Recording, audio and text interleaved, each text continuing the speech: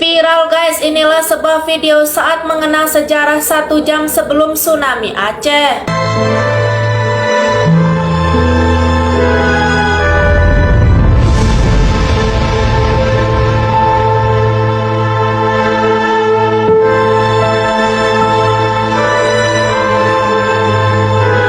Pada pagi itu, matahari bersinar indah.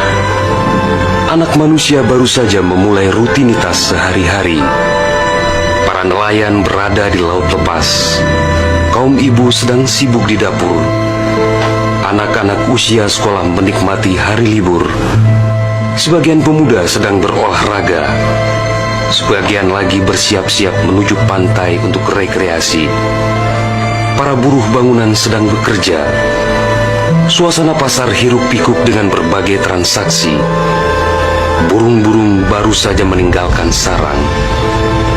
Tiba-tiba pukul 7:58 waktu Indonesia Barat, hari Ahad, 26 Desember 2004, bumi Serambi Mekah berguncang dahsyat.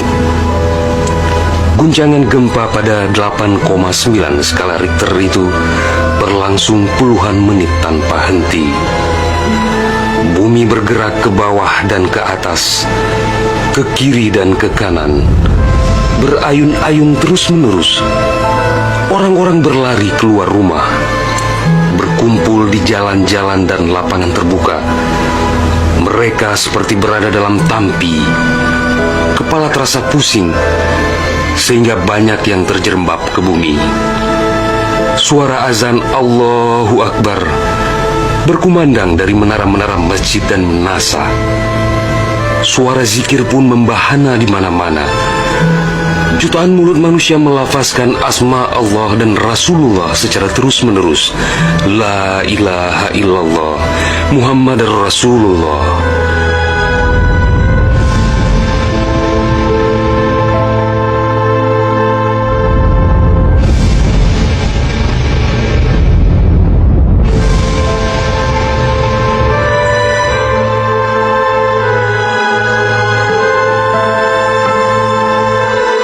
Selesai gempa dahsyat itu, sebagian orang pergi untuk melihat-lihat situasi. Karena terbetik kabar bahwa di tempat tertentu ada bangunan yang rubuh, ada tanah yang terbelah, dan ada pula rumah yang ditelan bumi. Tidak terpikirkan oleh mereka apa yang akan terjadi setelah itu. Tidak ada tanda-tanda alam yang begitu kentara.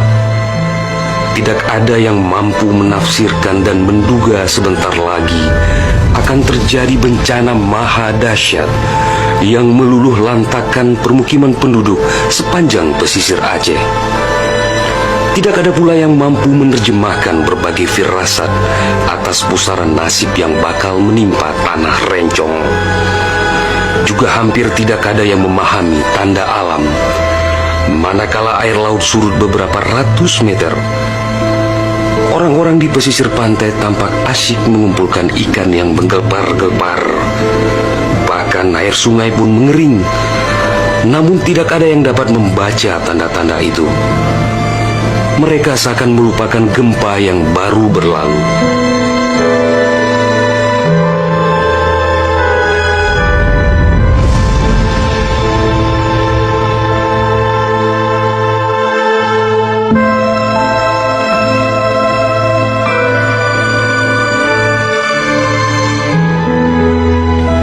Di berbagai tempat, orang-orang sibuk memperbincangkan gempa sangat dahsyat itu yang belum pernah mereka alami. Namun tak lama kemudian orang-orang mendengar bunyi dentuman sangat keras, disusul suara gemuruh dari arah laut. Bunyi dentuman itu terdengar sepanjang pesisir Aceh Besar, Banda Aceh, Aceh Jaya, Aceh Barat dan Nagan Raya. Orang-orang mengira itu adalah bunyi bom.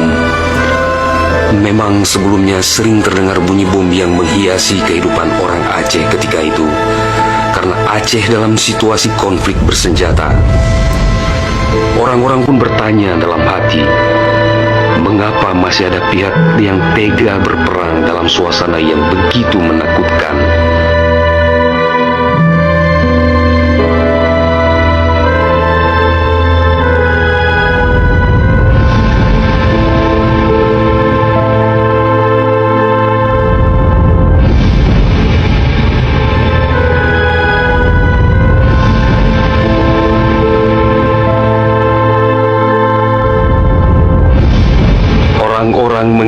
pagi itu hanya sekedar gempa. Mereka sama sekali tidak menduga bahwa bunyi dentuman keras tersebut adalah akibat patahan lempengan bumi yang berpusat di Samudra Indonesia sekitar 149 km sebelah selatan Calang, Aceh Jaya. Dan itulah penyebab gempa. Di samping kehendak Allah pemilik alam semesta, belum sempat mereka bernafas lega akibat gempa. Dalam suasana gebalau dan kucar-kacir itu, tiba-tiba daratan diterjang air laut. Air berwarna hitam pekat itu datang sangat tiba-tiba dengan suara gemuruh yang menakutkan. Ia berlari sangat cepat, menerjang apa saja yang dilaluinya. Di tempat-tempat tertentu air mencapai ketinggian 18 meter. Bahkan ada yang mencapai 35 meter, seperti di kawasan Loknga. Dari jauh air yang beringas itu tampak bagaikan rupa naga yang menggeliat-geliat mencari mangsa. Air dengan kecepatan 900 km per jam itu bagaikan bulldozer yang melumut apa saja yang ditemuinya. Orang-orang berusaha menyelamatkan diri dengan berbagai cara. Namun hampir semua orang, hewan-hewan, benda-benda, rumah, lakbatat kaye bate, digulung air itu tanpa kecuali. Semua wilayah yang dilaluinya pun hancur berkeping-keping. Air laut yang datang menyamai kecepatan pesawat terbang itu, ternyata namanya tsunami.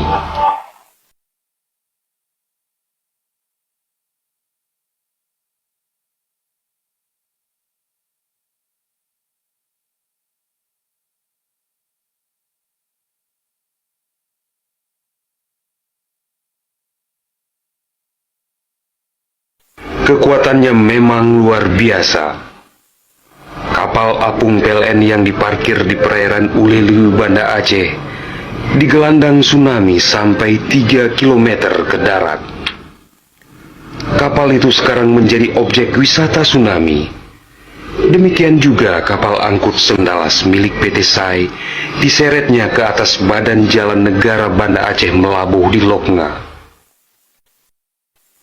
Kapal-kapal nelayan ukuran besar yang diparkir pelabuhan ikan di Lampulo, Banda Aceh, banyak yang terdampar ke pusat kota. Termasuk mesin cetak harian Serambi Indonesia dikerungcut di bawah tsunami sejauh 1 km. Kendaraan roda 4 hancur tak berwujud. Rumah dan toko-toko serta bangunan lain yang kokoh pun hancur lebur rata dengan tanah. Semuanya di luar dugaan manusia, seakan sebuah mimpi buruk yang sangat langka.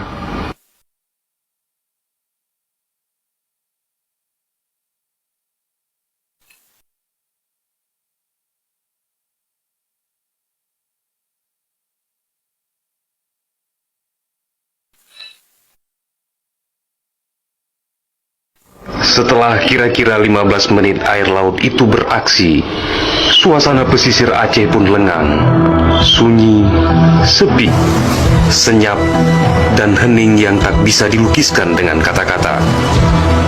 Sebagian besar permukiman penduduk rata dengan tanah, seakan instrumentalia kehidupan telah berakhir sampai di sini. Ratusan ribu orang nelangsa, teduk tesepuh, telok menjaro, teingat kedro hana ledaya, atau terduduk lunglai bersilang tangan, mengingat nasib tiada berdaya.